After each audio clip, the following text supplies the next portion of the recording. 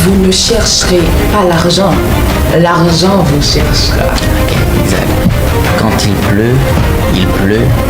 C'est seule ta réaction face à la pluie qui déterminera ta réaction ou ta peine. En 2025, il y a encore des enfants qui ne fréquentent pas un établissement. Il suffit d'acquérir des compétences. Donc il suffit de se concentrer sur soi et de rester ferme avec un focus 360 degrés, je dirais, juste pour garder le cap. Comment vous vous voyez dans 10 ans? Comment vous projetez-vous? Peu importe le rêve que je pourrais en avoir aujourd'hui, la finalité de ce rêve ne doit pas être une finalité personnelle. De bien les acquérir et de prendre le soin de les développer. Que ce soit en business, en partenariat avec quelqu'un d'autre, dans une entreprise qui n'est pas sienne, peu importe. Il suffit d'acquérir des compétences, une compétence. Je crois aussi que c'est l'une des raisons pour lesquelles les hommes détestent les féministes. Je ne dis pas tous les hommes, mais une grande majorité déteste les féministes. Pourquoi? Où est passé l'argent des gens? J'ai vu ça. C'est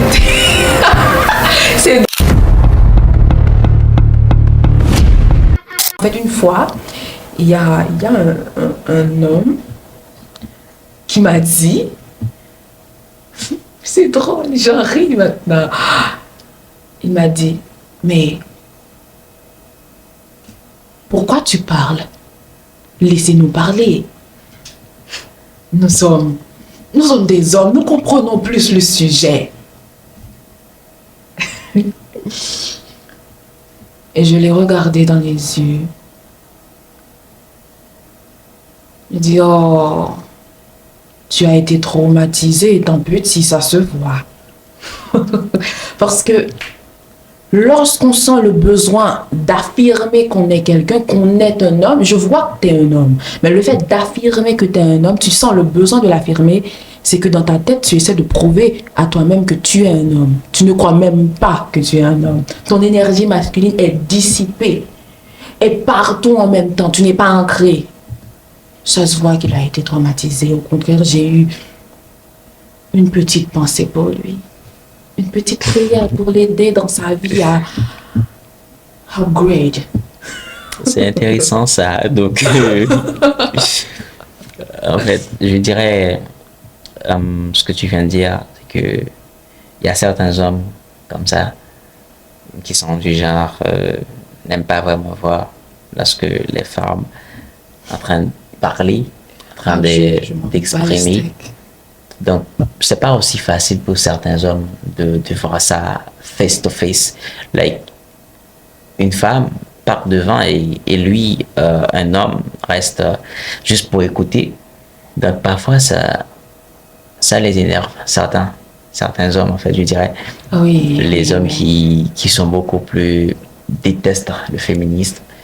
Bien que moi, je ne déteste pas le féminisme, mais surtout le bon féminisme, du bon côté.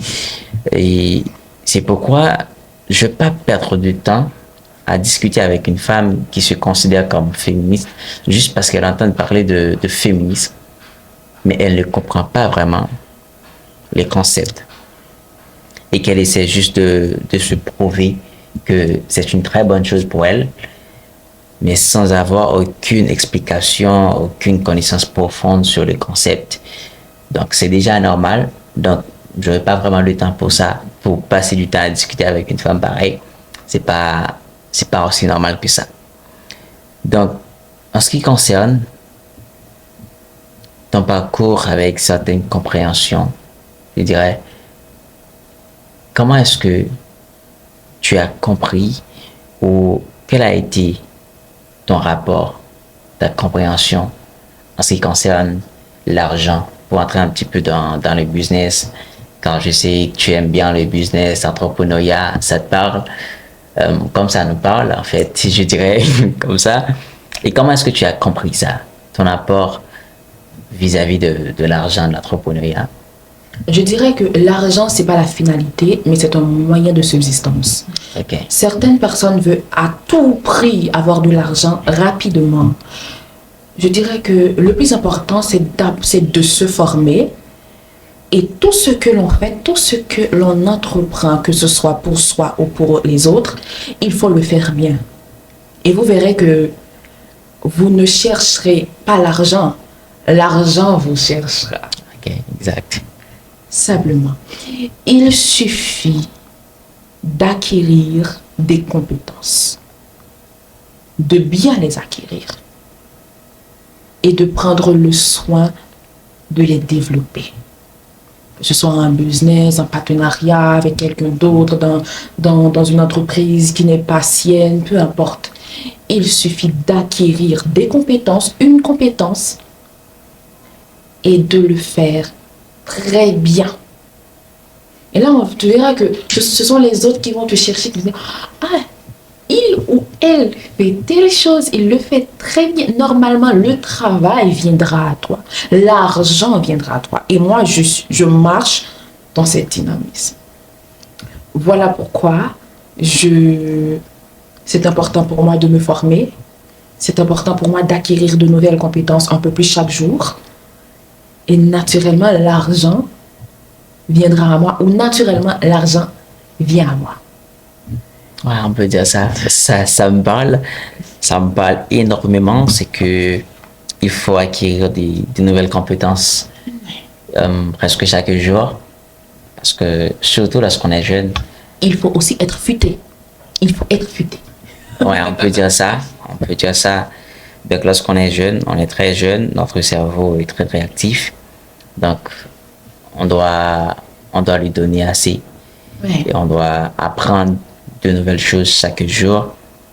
Surtout, l'une des choses que je conseille toujours aux jeunes d'apprendre, parce que moi, je l'ai fait et je vois le résultat, même si c'est pas encore au top, c'est le fait d'essayer un petit peu d'apprendre une nouvelle langue.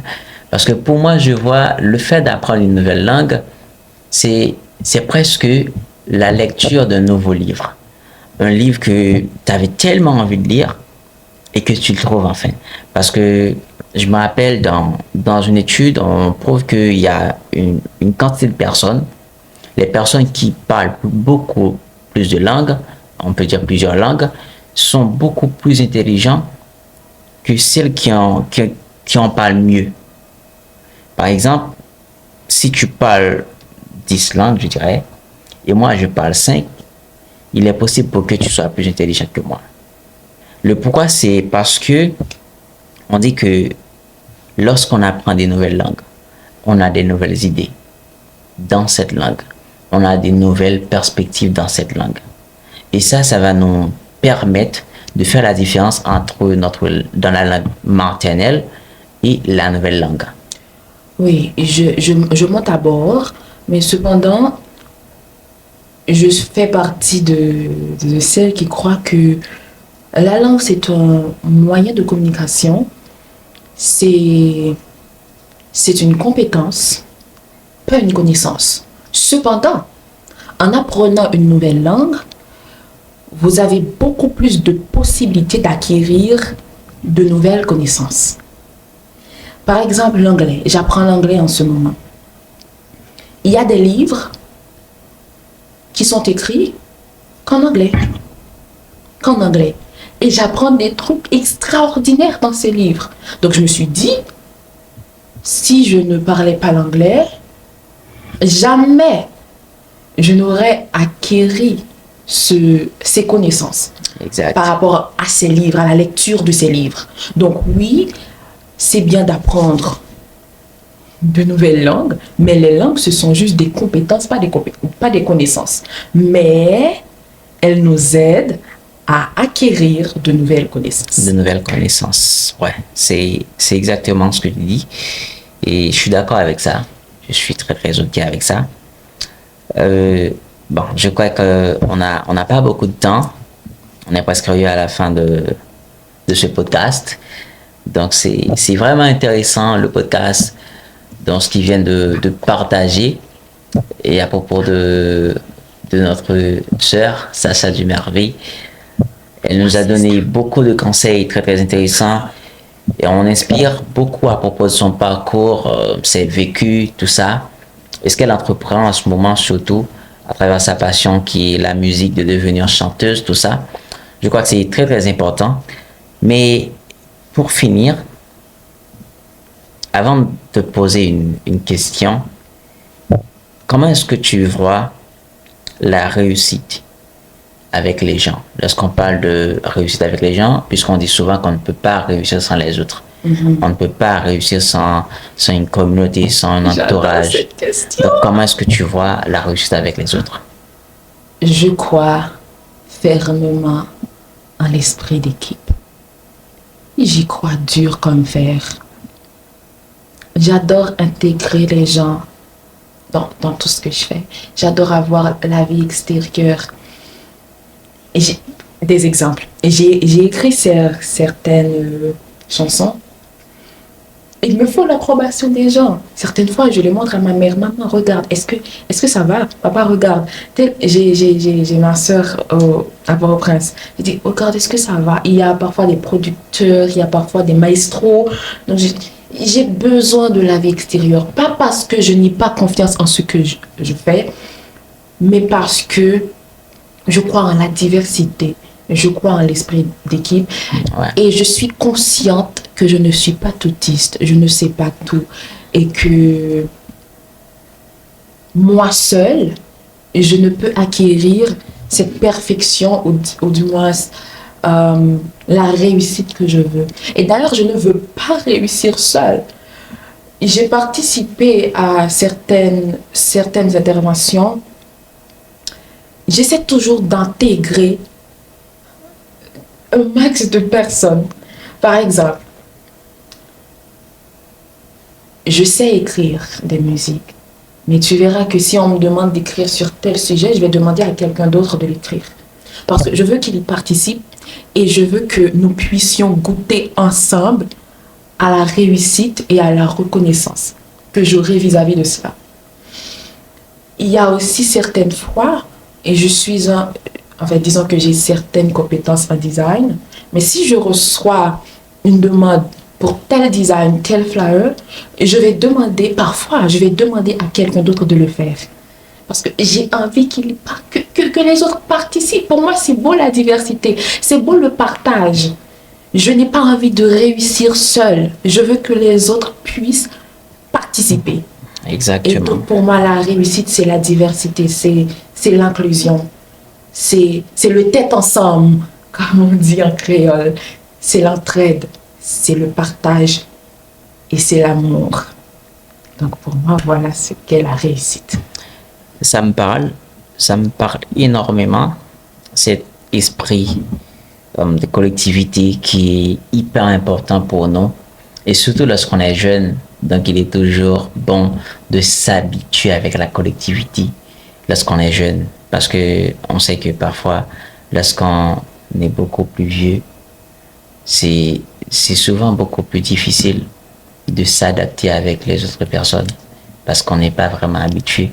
Mais en étant jeune, avec ces personnes-là que tu es déjà habitué, au fur et à mesure, on sera quand même toujours resté connecté, juste avec la Belgique qu'on a eue. Donc, une dernière question, c'est à propos de l'entrepreneuriat, je dis, si tu as 2 ans pour devenir millionnaire ou billionnaire, au-delà de toutes tes connaissances, de tes compétences, et aussi de toutes tes sagesses, tu feras quoi? Quel serait ton plan pour arriver à cet objectif détaillé? Je suis de celle, j'adore dire cette phrase d'approche, qui croit qu'avec sa passion, il est plus facile d'y arriver à la richesse, d'atteindre la richesse avec sa passion. Je suis passionnée par l'art, si je dois dire spécifiquement par la musique. J'adore chanter.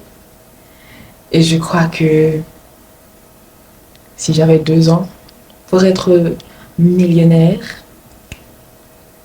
je m'investirais à 200% en moi. En moi.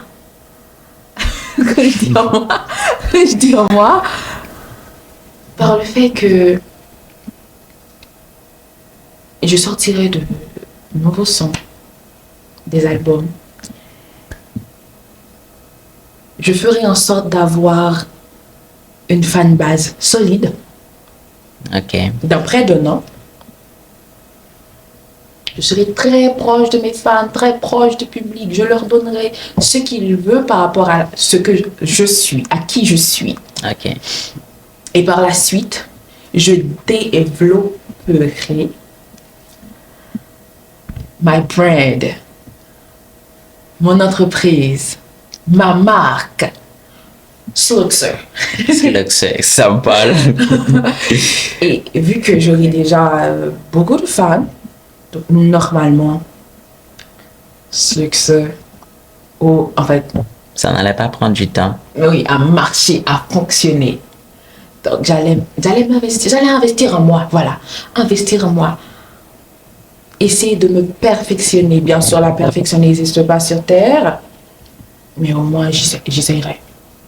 Ouais, tu essaierais quand même. J'aime bien ton plan. J'aime bien la perception. Et comme tu le dis, s'il y a une chose que je peux retenir de bien dans tout ça qui me parle vraiment, c'est que, comme tu le dis au début, la croyance dans sa passion. Si on veut réussir vraiment, même dans quelques secondes, si on veut vraiment ça, on doit essayer avec notre passion. Mieux vaut essayer plus de 10 000 fois avec sa passion. Et peut-être que la énième fois, on sera OK avec ça. Mais il faut toujours essayer avec sa passion. Et j'aime bien cette phrase. Donc, ça me parle énormément.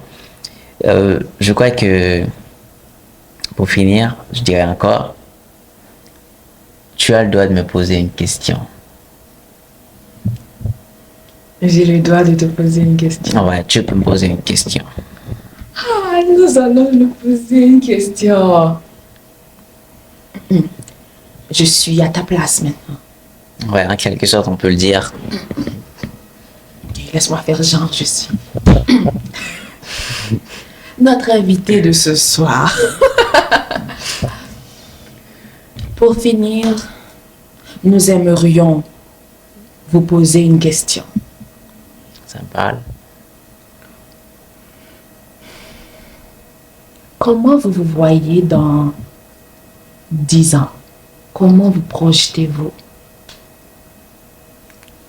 Elle est belle ta question. Bien sûr, je prends mon rôle à fond. Ouais, je crois que c'est intéressant.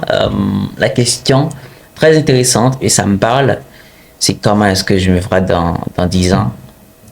Donc, je peux aller au-delà. Tu Au-delà, peux ok. me dire, Ne t'inquiète pas. dans 20, 40, 30 ans. Pour aller très brièvement, un petit peu, dans 10 ans, comment est-ce que je me vois? Il y a plusieurs choses, mais je vais aller un petit peu brève parce qu'on n'a pas beaucoup de temps.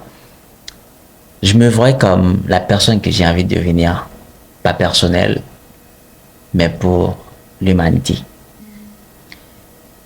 Je vois que tout ce que j'ai envie de réaliser aujourd'hui, peu importe le rêve que je pourrais en avoir aujourd'hui, la finalité de ce rêve ne doit pas être une finalité personnelle. Je ne dois pas être à la fin le seul bénéficiaire de ce rêve ou de ces résultats. Le conférencier international pour inspirer, partager avec les autres, le créateur qui est là pour inspirer, pas seulement à travers les conférences, mais aussi sur les réseaux, et aussi l'auteur des livres pour inspirer les personnes qui aiment lire et comme toi, donc vont bien pouvoir de retrouver d'inspiration dans ces livres. Et c'est là, je dois me retrouver en connexion, en bonne connexion avec le monde. Quand je dis le monde, c'est du bon côté, avec les gens du monde, les bonnes personnes surtout, et pour celles qui veulent devenir des bonnes personnes. Donc à travers des inspirations, ça peut arriver qu'elles deviennent des bonnes personnes à la fin. Je dis ça tout simplement comme couverture, c'est parce que je suis pas obligé de parler du fait d'avoir des entreprises, de devenir riche, millionnaire, etc. C'est parce que je pars du principe, comme on vient de le dire, dès que j'ai le monde, j'ai les gens, les personnes, je peux tout avoir. Car tout est possible. Donc si j'ai la possibilité d'avoir une communauté, d'avoir un entourage actif avec moi à travers mes inspirations, parce que on peut dire pour avoir 1000 euros par exemple, il faut accepter d'impacter 1000 personnes. Donc si chaque personne te donne 1 euro, assurément tu auras 1000 euros en quelques heures, juste avec une communauté, avec les gens que tu inspires. Mais il suffit d'apporter un max de valeur. C'est comme ça que je me vois dans 10 ans. Parce que, je veux dire, si on a une habitude, on fait ce qu'on aime, notre passion, donc cela va rester jusqu'à notre fin. Et il est toujours mieux de rester dans sa passion et de voir de différents résultats chaque année ou chaque mois. Si cette année, avec ma passion, j'ai soit 10 000 abonnés par exemple, je sais que dans moins de 2 ans, j'aurai peut-être 20 000 abonnés, mais avec de la valeur. Et les 20 000 abonnés avec d'autres choses, là, je peux avoir tout ce que j'aimerais avoir. C'est comme ça que je peux résumer ma vision dans 10 ans. Je sais pas quand même si tu es satisfaite, mais je crois bien que la famille, elle est satisfaite quand même. C'est même pas une question de satisfaction personnelle, mais d'écoute. Si vous voulez être cette personne, je vous souhaite déjà du succès là-dedans. Et en parlant, vous m'avez rappelé un livre d'un auteur dont j'oublie le nom, Atomic Habits, les petites habitudes de notre quotidien qui nous façonnent. Donc je crois... C'est Darren Hardy, je crois. Ouais, j'oublie de toute façon. Je crois, mesdames et messieurs, que vous avez autant hâte que moi de découvrir ce futur recette. Merci. N'oubliez pas que c'est moi qui posais la question, donc j'étais en mode, comment on dit, présentatrice. Présentatrice. Merci d'avoir répondu avec autant de franchise et autant de cœur. Et de tout cœur, dans le nom précieux du Seigneur, je te souhaite d'être tout ce dont tu as envie d'être par droit divin. Je le reçois et ça me fait plaisir, ça me parle énormément. Donc de voir cette émotion dans le partage, parce que comme je dis toujours, il est toujours bon d'être authentique et intègre dans ses propos, dans ses mots. C'est toujours normal d'être comme ça, pas seulement pour nous faire le plaisir, mais pour le plaisir des autres aussi. Donc, je dis merci à vous pour ce temps que vous avez passé à regarder ce podcast derrière votre écran. Donc, je crois bien que ça vous parle, le podcast vous parle beaucoup et nous avons eu le plaisir de découvrir un peu qui est Sacha Dumervé à travers son parcours, ce qu'elle fait aujourd'hui au quotidien, ses passions et ce qu'elle rêve de devenir aussi. Alors, juste avant de finir, j'aimerais bien vous dire que je vous remercie non plus et je remercie aussi notre frère opérateur qui était là avec nous pour nous aider avec le tournage de ce podcast. Et on est là dans un espace très très agréable et on dit merci à tous les responsables et on vous souhaite déjà bonne chance. Les personnes qui vont aller regarder ce podcast encore une fois, vous pouvez bien vous inspirer. Et on était là avec Sacha. Sacha Dumervé, merci à tous de m'avoir écouté. Je suis ravie d'avoir été invitée. Merci à vous, Roosevelt, de m'avoir invitée. Même si on devait le faire depuis belle lurette. Ouais, ça fait longtemps. Mais j'ai pas eu le temps. Mais aujourd'hui, je remercie le ciel d'avoir eu le temps. On a pu parler, on a pu faire ce podcast. Merci à tous, je vous aime et j'espère que ce ne sera pas la dernière fois. Non, ce ne sera pas la dernière fois et on souhaite bien encore une fois d'accueillir Sacha Dumervé sur le plateau. Alors, mesdames, messieurs, si vous n'étiez pas encore abonné à la chaîne, n'hésitez pas à le faire maintenant. Et n'hésite pas à liker le podcast et aussi d'aller regarder les autres vidéos. N'hésite pas à nous contacter pour plus d'informations si tu as besoin d'aide, de coaching, etc. Et n'oublie pas aussi d'aller regarder sur la page de Sassa du Merveille sur les réseaux. C'est toujours Sassa du Merveille. Vous pouvez aller suivre ses publications, ses stories, etc. Et comme toujours, c'était Roosevelt. Suivez vos rêves. Ils connaissent ce chemin. Merci.